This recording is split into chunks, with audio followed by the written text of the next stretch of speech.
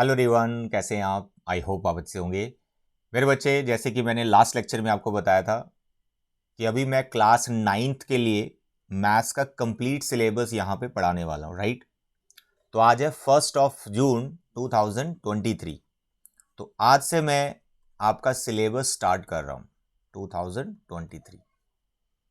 Summer break almost सभी schools में हो गई है, तो मेरा ये टारगेट है कि जो ज्योमेट्री वाला पार्ट है उस समर ब्रेक में आपको कंप्लीट करवा दूं, जिसके under lines and angles, triangles, quadrilaterals, circle, ये जो 4 चैप्टर्स हैं दे आर वेरी इंपॉर्टेंट और इनका वेटेज 27 मार्क्स का है आपके फाइनल एग्जाम में।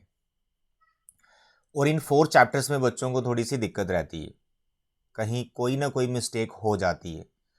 तो this is the best time, summer break, school है नहीं, तो जितना भी टाइम आपके पास बच रहा है स्कूल का उसको आप यूटिलाइज करें इन 4 चैप्टर्स को कंप्लीट करने में।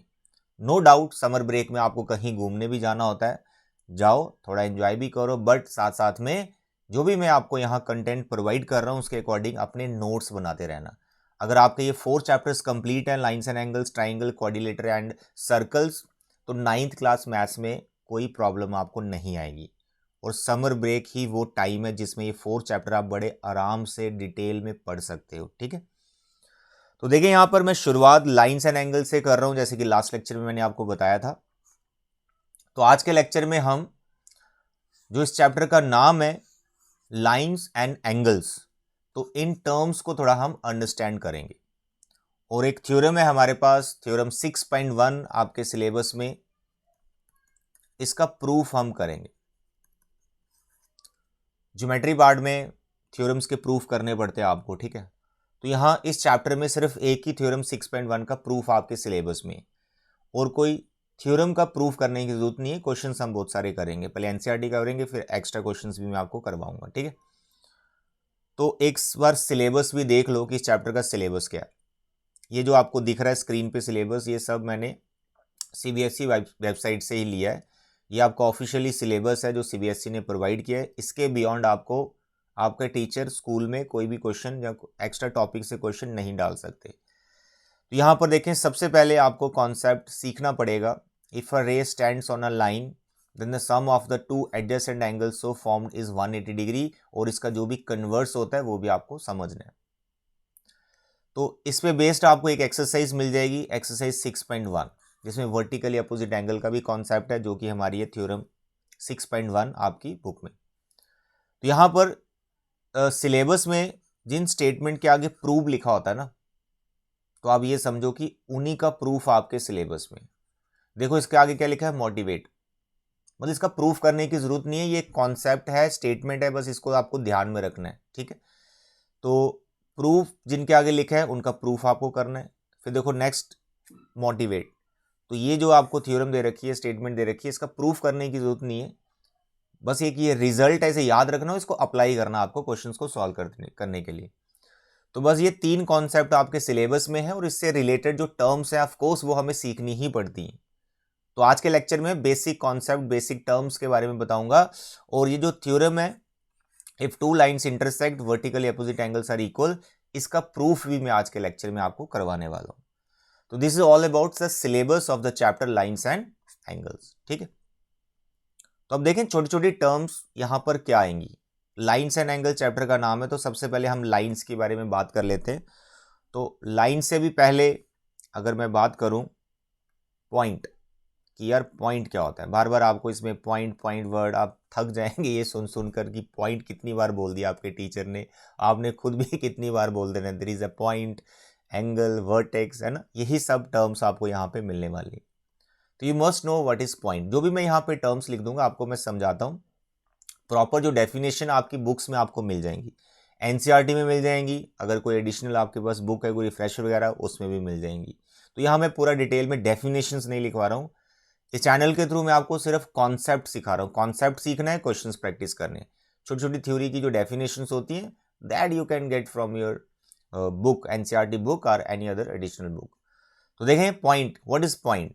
पॉइंट बच्चे एक डॉट, दैट्स ऑल। इसका नाम आप ए रख सकते हैं, दिस अ पॉइंट। कोई इसकी डायरेक्शन वगैरह कुछ नहीं होती, बस एक डॉट को हम पॉइंट बोलते हैं। सेकेंड नंबर आपका यहाँ पर जो चैप्टर का नाम है उसी को समझ लें, लाइन। What is line? तो मैंने इस तरह से ये फिगर ड्रॉ किया जिसका नाम मैं ए बी रख रहा हूँ। तो मैंने पूछा बच्चे ये क्या है, तो बच्चे ने बोला लाइन। मेरे बच्चे, ये जो फिगर आपको दिख रहा है इस टाइम पे ये लाइन नहीं है, इस टाइम पे ये लाइन सेगमेंट है। Line segment, line segment is a part of line. अगर मैं इसकी दोनों तरफ डायरेक्शन प्रोवाइड कर दूं तो तब आप इसको बोलोगे लाइन। तो बताओ आप लाइन का डेफिनेशन क्या बोलोगे आप? ठीक है, तो लाइन क्या होता है? जिसके एंड पॉइंट्स नहीं होते हैं। You can extend it infinitely, left side right side आप किसी भी तरफ इसको ले जाओ, दैट इज कॉल्ड लाइन। उसके एंड पॉइंट्स नहीं होते। तो this is the difference between line and the segment. Segment भी बताता हूं। लाइन हो गया, व्हाट इज लाइन। फिर इसके बाद आ गया रे। कोई आपको पूछो व्हाट इज रे, तो रे आप लाइन का एक पार्ट समझ लो कि एक तरफ एंड पॉइंट रहेगा लेकिन दूसरी तरफ कोई भी एंड पॉइंट नहीं है। तो यहां से आप जा रहे हैं किस डायरेक्शन में? एक पर्टिकुलर डायरेक्शन में, लेकिन इसका कोई एंड नहीं है। इस तरह की डायग्राम को आप क्या बोलेंगे? इस तरह की फिगर को क्या बोलेंगे? इट इज रे which has only one and point. यहां पर ए हमारा एंड पॉइंट हो गया इसका। फिर आपके पास आता है लाइन सेगमेंट। अब आप समझ गए हो लाइन सेगमेंट क्या होता है। The line segment is which has two end points. Like if I'm making this line segment, let its name is PQ. तो यहाँ पर देखो दोनों तरफ कोई एरो नहीं दिया गया, तो इसके एंड पॉइंट्स मतलब यहाँ पे ये रुक गई है लाइन, तो इसको आप सेगमेंट बोलोगे, लाइन का पार्ट। तो this is called line segment which has two end points, that's all. ठीक है, फिर हमारे पास यहाँ पे बात करेंगे हम, टर्म्स आएंगी बीच में, ये सारी टर्म्स चैप्टर में आएंगी तो इसलिए यू मस्ट नो। देखो बिल्कुल बेसिक से स्टार्ट किया मैंने, जीरो से स्टार्ट किया। अगर ये सारे नोट्स आप बना लोगे ना, इतने प्यारे इतने ब्यूटीफुल नोट्स बनेंगे ना आपकी नोटबुक पे, आप खुश हो जाओगे। और आप अपने हाथों से बनाओगे। जैसे मैं लिख रहा हूँ, मैं यहाँ पे टर्म्स लिख रहा हूँ, आगे इनका डेफिनेशन क्या है that you can get from your book, लिखो, साथ में फिगर बनाओ जैसे मैं बनाता जा रहा हूँ। इतने प्यारे नोट्स बनेंगे। पूरी पूरी एक्सरसाइज के क्वेश्चंस करवाने वाला हूँ एकदम। बस आपको मैंने बताया, आपने ऐसे फील करना है कि आप एक ऑफलाइन क्लास में बैठे हो और अपनी ट्यूशन पढ़ रहे हो, या फिर अपनी स्कूल में किसी टीचर से पढ़ रहे हो, ऐसे फील करना है। तभी आपको ये चैप्टर में इंटरेस्ट बनेगा और आपका चैप्टर परफेक्ट हो जाएगा। ठीक है, हर एक चैप्टर में आपको परफेक्ट करवा दूंगा। Number 5, collinear points. What are collinear points? Collinear, collinear, इसमें लाइन वर्ड भी आ रहा है, को वर्ड भी आ रहा है। तो कोलिनियर पॉइंट्स क्या होते हैं? 3 or more than 3 points on the same line. 3 या 3 से ज़्यादा अगर पॉइंट्स एक ही लाइन पर आ रहे हैं, जैसे मैंने ABC 3 पॉइंट्स लिए, तो मैं अगर एक लाइन ड्रॉ करूं और तीनों पॉइंट अगर इसी लाइन पे आ रहे हैं, इन 3 पॉइंट्स को हम कोलिनियर पॉइंट बोलेंगे। ये L लाइन पे बैठे हुए हैं। 2 पॉइंट होते हैं ना, जो 2 पॉइंट वो हमेशा कोलिनियर होते हैं। एक पॉइंट यहाँ पर है, एक पॉइंट यहाँ पर है, हमेशा लाइन बन जाएगी। तो 2 पॉइंट हमेशा कोलिनियर होते हैं। तो जब कोलिनियर का डेफिनेशन आपने बोलना, 2 पॉइंट से नहीं बोलना, आपने बोलना 3 और more than 3 points are said to be collinear if they are on the same line. अगर वो एक ही लाइन पे बैठे हुए तो वो कोलिनियर पॉइंट्स हो गए। 3 हो सकते हैं, 4 हो सकते हैं, 5 हो सकते हैं, एंड सो मेनी। इसी से टर्म आपकी निकलेगी नॉन कोलिनियर। तो क्या हो गया नॉन कोलिनियर? 3 या 3 से ज्यादा पॉइंट जो एक लाइन पे नहीं आ रहे। लेट अस सपोज A है, B है, C है। तो देखो यहां पर ये तीनों पॉइंट नॉन कोलिनियर है। अगर मैं AB बनाता हूं तो A और B तो उसके ऊपर आ रहे हैं लेकिन C नहीं आ रहा, तो ये तीनों नॉन कोलिनियर होंगे आपस में। अगर AC को ज्वाइन करता हूं तो AC एक पॉइंट पर एक लाइन पर आ रहा है लेकिन B नहीं आ रहा, नॉन कोलिनियर। मतलब 3 या 3 से ज्यादा पॉइंट एक ही लाइन पर होने चाहिए, तभी आप उन सबको कोलिनियर बोलोगे, अदरवाइज वो नॉन कोलिनियर। एक भी पॉइंट लाइन के बाहर हो गया तो वो सारे पॉइंट खुद में नॉन कोलिनियर हो जाएंगे। जो जो लाइन पे आ रहे हैं उनको आप कोलिनियर बोल सकते हो। ठीक है, तो बच्चे छोटी छोटी टर्म्स जो लाइन और पॉइंट के रिलेटेड मैंने आपको बताई। फिर इस चैप्टर में क्या, लाइंस हो गया। फिर इस चैप्टर का नाम क्या है, एंगल्स। अब एंगल के बारे में बिल्कुल छोटी छोटी टर्म्स बता रहा हूं जो आप ऑलरेडी क्लास 6 से आई थिंक पढ़ते आए हो। लो भाई, अब आपको पूछे व्हाट इज एंगल, तो आपका क्या आंसर होगा? कई बार हम डेफिनेशन भूल जाते हैं अगर आप डेफिनेशन भूल जाओ तो अपने टीचर को ऐसे कर दो, सर दिस इज एंगल आपकी जो दो फिंगर ये इस तरह से आपने विक्ट्री बना दी है, जहाँ ऐसे कर रहे हो तो ये भी एक एंगल ही है। अब क्या होता है angle? Two rays having same starting point having same initial point. देखो बच्चे इस वक्त मैंने क्या बनाया, एक रे बना दी, इसका नाम है ए बी। फिर दूसरी रे बनानी है जिसका स्टार्टिंग पॉइंट ए ही होना चाहिए, ये बना दी, इसका नाम रख दो ए सी। तो ये जो फिगर आपको इस टाइम पे दिख रहा है इट इज एन एंगल। क्या है? Two rays having same starting point.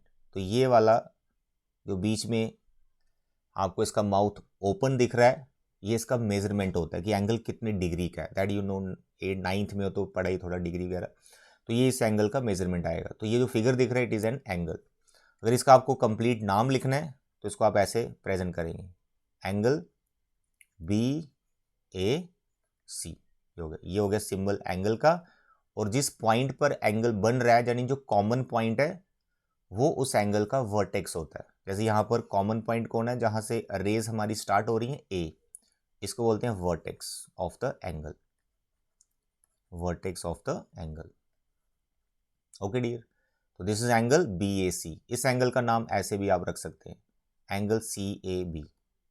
Angle का जब कंप्लीट नाम लिख रहे हो तो कंडीशन एक ही होता है, जिस पॉइंट पर एंगल बना है ना, यानी जो उसका वर्टेक्स है, जो कॉमन पॉइंट है, वो सेंटर में आना चाहिए। तो नेमिंग यहाँ पर इसकी दो तरह से हो सकती थी, मैंने दोनों तरह से लिखी है, और दोनों में देखें जो कॉमन पॉइंट ए है वो सेंटर में ही आ रहा है, तो बस ये सेंटर में होना चाहिए। ठीक है, तो this is angle. So what is angle? Two rays having same starting point. Okay dear, और ये जो ए बी और ए सी जो रेज में बोल रहा हूं, ये एंगल की आर्म्स होती हैं। ठीक है, जैसे हमारी ये दो बाजू है, ऐसे एंगल की दो बाजू है, आर्म्स ऑफ द एंगल।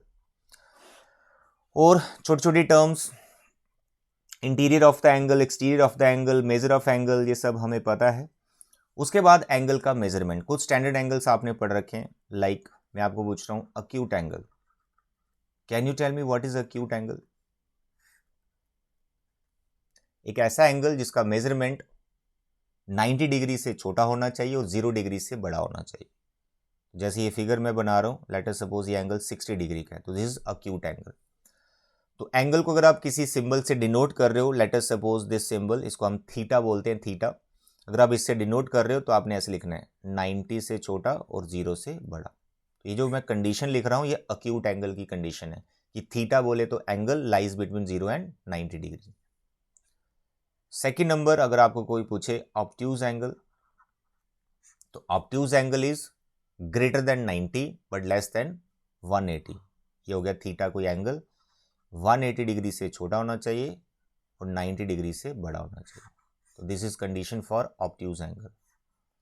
कोई आपको पूछे रिफ्लेक्स एंगल, रिफ्लेक्स एंगल ये आएगा वर्ड, ठीक है, ध्यान रखना क्वेश्चन बीएस पे, you must know what is reflex angle. क्या होता है रिफ्लेक्स एंगल? जिसका मेजरमेंट 360 से छोटा होता है और 180 से बड़ा होता है। जिसका मेजरमेंट 360 डिग्री से कम होता है लेकिन 180 से बड़ा होता है। So acute angle, obtuse angle and reflex angle. Please अपनी नोटबुक पे इनको लिख लो, और जो मैं बोल रहा हूं अपनी भाषा में, अपनी लैंग्वेज में, ये डेफिनेशन खुद से लिख लो, ठीक है। इसके बाद कोई आपको पूछे व्हाट इज राइट एंगल, तो right angle is an angle whose measurement is 90 degree. जो 90 डिग्री का एंगल होता है उसे हम राइट एंगल बोलते हैं। उसका फिगर इस तरह से बनता है, ये लाइन एक वर्टिकल और एक horizontal, this is 90 degree angle. कोई पूछे आपको straight angle, what is straight angle? Straight angle, तो स्ट्रेट एंगल, ये दोनों आर्म्स हैं जो एंगल्स की, वो इस तरह से फैल जाती हैं, अपोजिट डायरेक्शन में हो जाती हैं, इट इज लाइक दिस। तो इस पॉइंट पे अगर एंगल बन रहा है तो this is called straight angle. इसका जो मेजरमेंट है 180 डिग्री का होता है। फिर आपको कोई पूछे कंप्लीट एंगल,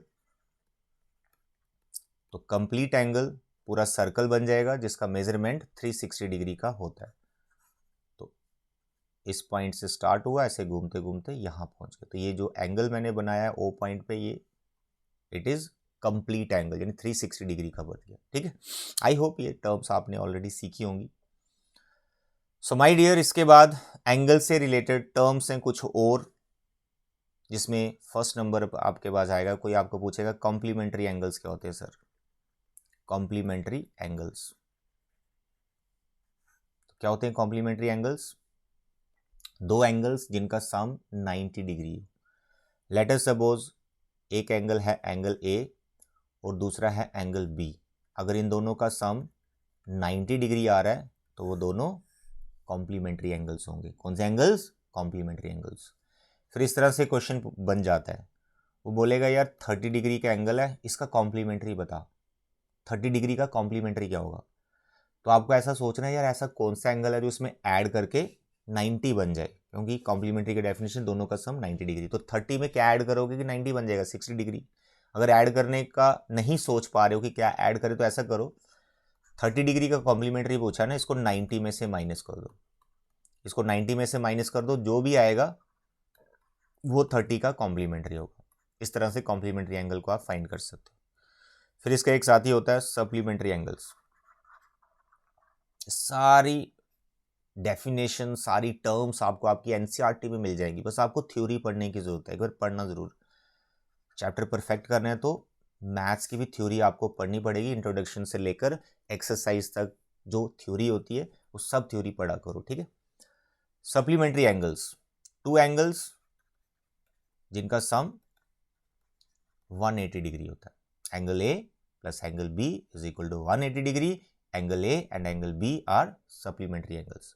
कोई पूछे कि मैंने यहां पर 100 डिग्री एंगल लिख दिया, इसका सप्लीमेंट्री एंगल बताओ, कुछ नहीं करना, 180 डिग्री में से इसी को माइनस कर दो, जो भी एंगल आएगा ये 80 डिग्री 100 का सप्लीमेंट्री होता है, क्योंकि इसका और इसका सम 180 डिग्री होता है। ओके, तो ये हो गया कुछ एंगल्स के बारे में। और भी एंगल्स की टर्म्स यू मस्ट अंडरस्टैंड, जैसे एडजेसेंट एंगल्स। ये टर्म भी आपको ज्योमेट्री पार्ट में बहुत बार सुनने को मिलेगी, एडजेसेंट एंगल्स। तो भाई एडजेसेंट एंगल्स क्या होते हैं? एंगल नहीं है, एंगल्स है। अब एडजेसेंट एंगल्स क्या होते हैं? दो एंगल्स, टू एंगल्स जिनमें एक कॉमन आर्म होती है। देखो ध्यान से, मैंने यहां पर एक एंगल बनाया, इट इज लाइक दिस। इसका मैं नाम रख लेता हूं ए बी एंड सी। इस वक्त एक सिंगल एंगल है, लेकिन हम बात कर रहे हैं एडजेसेंट एंगल्स की। एडजेसेंट वर्ड का मतलब होता है साथ साथ, हम साथ साथ हैं भाई। तो आपको क्या करना है, अगर इसमें मैं बी वर्टेक्स से एक रे और निकाल दूं, let us suppose this is P, तो बीपी रे मैंने और बना दी। अब यहां पर दो एंगल बन गए साथ साथ वाले, एक एंगल ये बन गया और एक एंगल ये बन गया। These are the two angles, इनको हम एडजेसेंट एंगल्स बोलेंगे। प्रॉपर डेफिनेशन क्या है? Two angles in which one ray is common. तो देखें यहां जो मैंने बीपी रे बनाई है, ये कॉमन रे है, जो बीसी के साथ भी एंगल ले रही है और ए बी के साथ भी एंगल ले रही है। यानी जब मैं पीबी सी एंगल बोल रहा हूं और जब मैं पीबी ए एंगल बोल रहा हूं, दो डिफरेंट एंगल्स बोल रहा हूं, लेकिन उन दोनों एंगल में एक रे कॉमन बोल रहा हूं मैं, कौन? बीपी। तो ये वाली रे कॉमन है, तो ये दोनों एंगल्स को एडजेसेंट एंगल्स बोला जाएगा। तो मैं यहां पूरा नाम भी लिख देता हूं, एबीपी और दूसरा हो गया बीसीपी।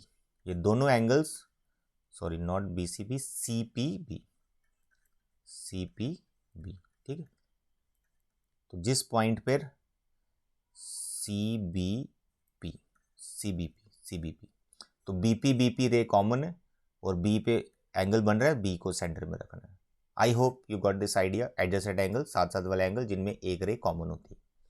अब इन्हीं एडजेसेंट एंगल से एक डेफिनेशन और निकल के आती है, that is linear pair angles. Linear pair angles, यही जो दो एडजेसेंट एंगल्स हैं ये लीनियर पेयर हो जाएंगे। वो कैसे होगा? क्या, ये जो दो रेज मैंने बनाई थी यहां पर, उसमें एक कॉमन रे रखी थी, ये वाली जो दो रेज हैं वो एक स्ट्रेट लाइन बन जाती है। इस वक्त ये वाली रे और ये वाली रे स्ट्रेट लाइन नहीं बना रही। जब ये वाली रे और ये वाली रे स्ट्रेट लाइन बन जाएंगी, फिर जो दो एंगल्स आपको नजर आ रहे होंगे उनको लीनियर पेयर बोलते हैं। देखो लीनियर का मतलब होता है लाइन, ठीक है, लीनियर का मतलब हो गया लाइन, पेयर मतलब दो एंगल होते हैं। तो एडजेसेंट एंगल्स ही लीनियर पेयर बन जाते हैं जब जो नॉन कॉमन आर्म्स हैं, कौन सी नॉन कॉमन आर्म्स हैं, वो एक स्ट्रेट लाइन बना देते हैं।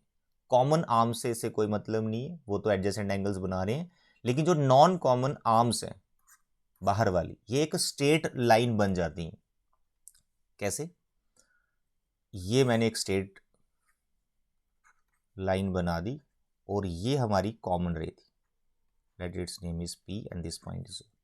अब देखो OB और OA ये नॉन कॉमन आर्म्स हैं for this angle and this angle. तो जो नॉन कॉमन आर्म्स हैं ये स्ट्रेट हो गई हैं, एक स्ट्रेट लाइन बन गए। तो यहां पर इसके ऊपर जो दो एंगल्स क्रिएट हुए, इन दोनों एंगल्स को हम बोलेंगे लीनियर पेयर एंगल्स। तो क्या है? एंगल POB और एंगल POA, इन दोनों को क्या बोलेंगे? Linear pair angles. आता है समझ? तो ये है आपका फर्स्ट थ्योरम, समझ लो, जिसका प्रूफ सिलेबस में नहीं है, बस आपको समझना है लीनियर पेयर एंगल्स क्या होते हैं। प्रूफ का मतलब यहां पर कॉन्सेप्ट क्या है कि इन दोनों एंगल्स का सम 180 डिग्री होता है, यानी angle POB plus angle POA, इन दोनों का सम 180 डिग्री होता है। ऑफ कोर्स इन दोनों का सम 180 डिग्री ही होगा। व्हाई? अरे भाई ये स्ट्रेट लाइन पर दो एंगल्स बन रहे हैं, तो स्ट्रेट वर्ड में क्या बोल रहा हूं? स्ट्रेट लाइन, तो स्ट्रेट एंगल, तो स्ट्रेट एंगल का मेजरमेंट कितना होता है? 180 डिग्री। तो स्ट्रेट एंगल का मेजरमेंट अगर 180 डिग्री होता है तो उसके ऊपर में बहुत सारे एंगल्स बना दूं कॉमन पॉइंट के साथ, उन सब का सम 180 डिग्री होगा। तो यहां पर दो एंगल्स बन रहे हैं तो इन दोनों का सम भी क्या होगा? 180 डिग्री होगा। तो इनको बोला जाता है लीनियर पेयर एंगल्स। और आपको याद क्या रखना है? लीनियर पेयर जो एंगल्स हैं उनका सम 180 डिग्री होता है। तो यहां पर जो आपका सिलेबस का फर्स्ट स्टेटमेंट है वो यही है, ये देखो, if a ray stands on a line then the sum of two adjacent angles so formed is 180 degree. और इसका कन्वर्स भी ट्रू है, अगर दो एंगल्स आपको दिए हैं उनका सम 180 डिग्री आ रहा है तो आप देखें तो वो एक लाइन बना रहे होंगे, दिस इज द कन्वर्स। ठीक है, तो this is the first theorem of your chapter lines and angles. इसका प्रूफ आपको नहीं करना है, बस स्टेटमेंट को याद रखना है। ये ध्यान में रखना है कि लीनियर पेयर जो एंगल्स होते हैं उनका सम 180 डिग्री होता है। तो दिस इज ऑल अबाउट छोटी मोटी टर्म्स जो आपने समझ ली। और भी टर्म्स बीच बीच में जब आएंगी मैं आपको बताता रहूंगा। तो फिलहाल इतनी ही टर्म्स काफ़ी हैं आज के लेक्चर के लिए। आने वाले टाइम में अगर कोई और टर्म्स आती हैं वो भी मैं आपको बताता रहूंगा। अब हम आते हैं मेन अपनी थ्योरम पे, वर्टिकली अपोजिट एंगल्स, उसका प्रूफ करके हम क्लोज करेंगे। तो सबसे पहले आपको समझना है वर्टिकली अपोजिट एंगल्स होते क्या? वर्टिकली अपोजिट एंगल्स आखिर होते क्या? इससे पहले भी आपको एक चीज समझनी पड़ती है कि ये कब मतलब क्रिएट होते हैं, कहां होते हैं। जब भी दो लाइंस आपस में इंटरसेक्ट कर रही हैं तो आपके टोटल 4 एंगल्स बनते हैं। इसमें कुछ एडजेसेंट एंगल्स जो लीनियर पेयर होंगे और वर्टिकल अपोजिट भी होंगे। अगर मैं बात करूंगा लीनियर पेयर की, जो मैंने अभी अभी समझाया, तो देखो ये वाला एंगल, ये वाला एंगल, ये आपस में क्या है? लीनियर पेयर, क्योंकि ये इस लाइन L1 पे दोनों बन रहे हैं। और अगर मैं बात करूं इस एंगल और इस एंगल की, ध्यान से देखो, ये इस लाइन पर बन रहे हैं। और अगर मैं बात करूं इस एंगल और इस एंगल की, ये भी इसी लाइन पर बन रहे हैं। तो यहां पर ऐसे 4 पेयर बन सकते हैं लीनियर पेयर वाले, वो तो हमने समझ लिया, 2 angles on the same line. अब हम बात किसकी कर रहे हैं? वर्टिकली अपोजिट एंगल्स की। तो कभी भी हमारी दो लाइंस आपस में जब इंटरसेक्ट हो रही हैं एक पॉइंट पर, तो टोटल 4 एंगल्स बनते हैं। उनमें 2 पेयर्स वर्टिकली के होते हैं, vertically opposite angles. Opposite word से हमें पता चल जाता है आमने सामने वाले एंगल। देखो ये वाला एंगल जिसका नाम मैं 1 रख रहा हूं, इसके बिल्कुल अपोजिट ये एंगल 2 है, तो ये होते हैं आपके वर्टिकली अपोजिट एंगल्स। और दूसरा कौन सा पेयर बनेगा? देखो ये वाला एंगल जिसका नाम 3 रखूंगा और इसके बिल्कुल अपोजिट है एंगल 4। तो यहां पर एंगल 3 और एंगल 4 ये दोनों किस कैटेगरी के अंदर आते हैं? They are called vertically opposite angles. तो कभी भी दो लाइंस इंटरसेक्ट करें तो ऐसा होगा। तो दो लाइंस का जो इंटरसेक्शन की पॉसिबिलिटी है जहाँ तक वो एक ही पॉइंट पे इंटरसेक्ट करती हैं, जहाँ वो दोनों पैरेलल होती हैं, कभी इंटरसेक्ट नहीं करती, या फिर वो ओवरलैप कर जाती हैं। ठीक है, तो अभी पैरेलल का कॉन्सेप्ट आपको आएगा यहाँ पर बार बार, इंटरसेक्टिंग लाइंस आपको बार बार दिखेंगी, ओवरलैपिंग लाइंस आपको नहीं दिखेंगी ज्योमेट्री पार्ट में। ये आप सीखोगे अभी नेक्स्ट क्लास में, 10th में, या फिर लीनियर इक्वेशन अगर आपने चैप्टर पढ़ा है तो वहाँ भी थोड़ा आप सीख सकते हो ग्राफ में। ठीक है, तो फिलहाल पैरेलल लाइंस और इंटरसेक्टिंग लाइन पे आपको फोकस करना है। तो जब दो लाइंस आपस में पैरेलल हैं, वो आपस में कोई एंगल नहीं बना रही, लेकिन जब वो इंटरसेक्ट कर रही हैं तो टोटल 4 एंगल्स बन रहे हैं, जिसमें वर्टिकली अपोजिट मैंने आपको बता दिया, आमने सामने वाले एंगल्स। ठीक है, अब आपके थ्योरम क्या है कि ये वर्टिकली अपोजिट एंगल्स जो मैं बोल रहा हूं इक्वल होते हैं, ये हमेशा इक्वल होते हैं। एंगल 1 एंगल 2 के इक्वल रहेगा, एंगल 3 एंगल 4 के इक्वल रहेगा। इसका प्रूफ आपके सिलेबस में है और यही थ्योरम आपको एग्जाम में आ सकती है, क्योंकि और कोई थ्योरम इसमें है ही नहीं, बाकी क्वेश्चन ही क्वेश्चन है। अगर कोई टीचर का मन हुआ कि थ्योरम मैं दूं बच्चे को प्रूफ के लिए, तो यही थ्योरम आपको पूछी जाएगी।